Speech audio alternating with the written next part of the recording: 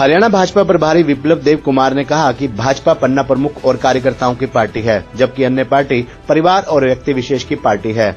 आगामी विधानसभा चुनाव को लेकर भाजपा कार्यालय पर जिले के मुख्य पदाधिकारियों के साथ बैठक पर चर्चा की गई है।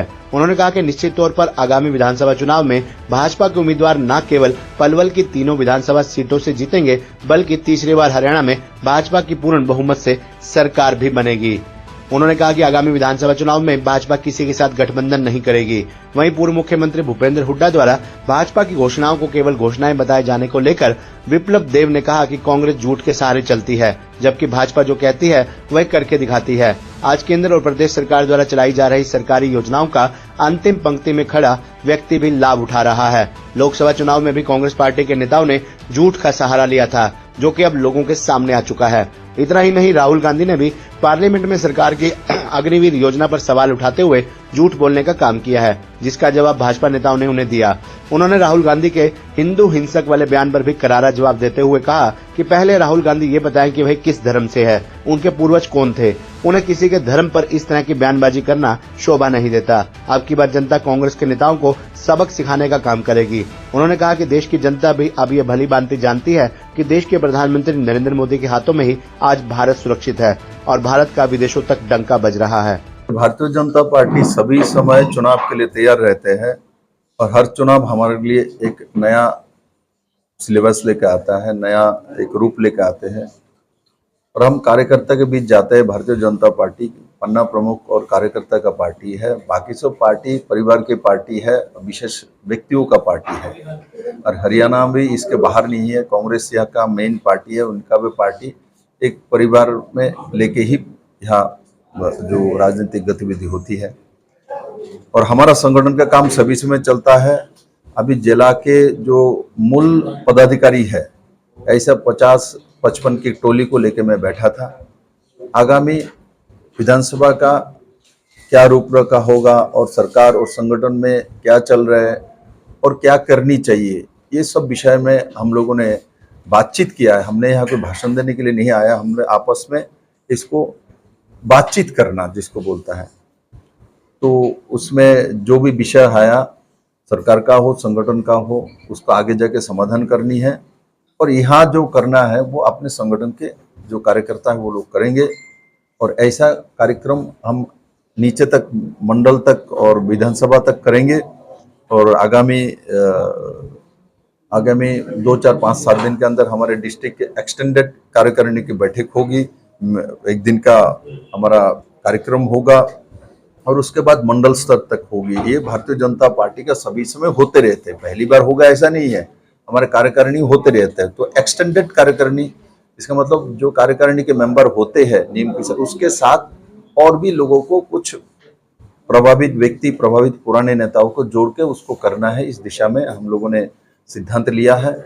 और आज मैंने पलवल की सभी नेतृत्व के साथ बातचीत किया है। मेरा पूर्ण विश्वास है माननीय मोदी जी के नेतृत्व में, नायब सिंह सैनी जी के नेतृत्व में हमारे सरकार और संगठन जिस तरीके से काम कर रहा है और जनताओं को साथ लेके अगले निर्वाचन में हम अच्छे बहुमत के साथ पलवल की तीनों विधानसभा जीतेंगे और भारतीय जनता पार्टी की तीसरी बार की सरकार जनता के आशीर्वाद से बनाएंगे। और लगातार भूपेंद्र सिंह हुड्डा कह रहे हैं कि जो मुख्यमंत्री की तरफ से घोषणाएं की जा रही है केवल ये चुनावी जुमला है।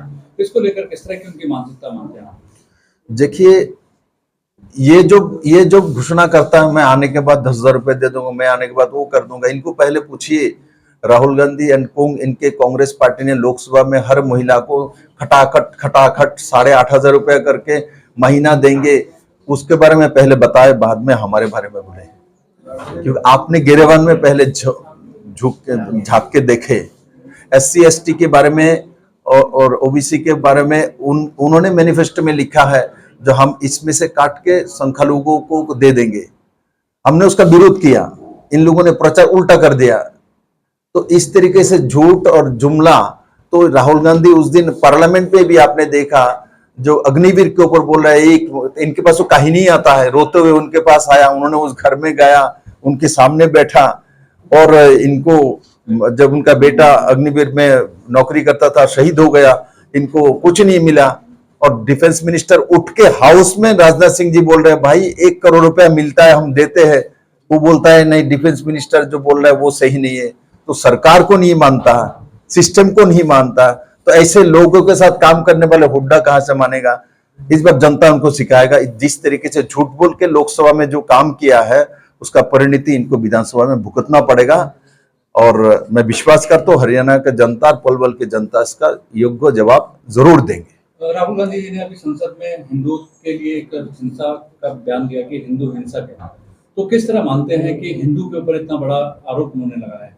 देखिए, राहुल गांधी कौन सी धर्म में वो उनको पहले पूछ ले। मैं तो ये कहता हूं वो किसको कहां बोलेगा क्या करेगा उनको मालूम ही नहीं, क्योंकि उनके दादाजी तो नेहरू है, उसके बाद उनके जो परिवार के लोग हैं, इनके पिताजी के पिताजी तो फिरोज खान है, उसके बाद उनके जो बाकी सब जो परिवार को आप देख लीजिए। मैं व्यक्तिगत रूप से वहां जाना नहीं चाहता हूं। मुझे देश के और समाज के कल्याण करना है। भारतीय जनता पार्टी का हर कार्यकर्ता उस दिशा में काम करता है।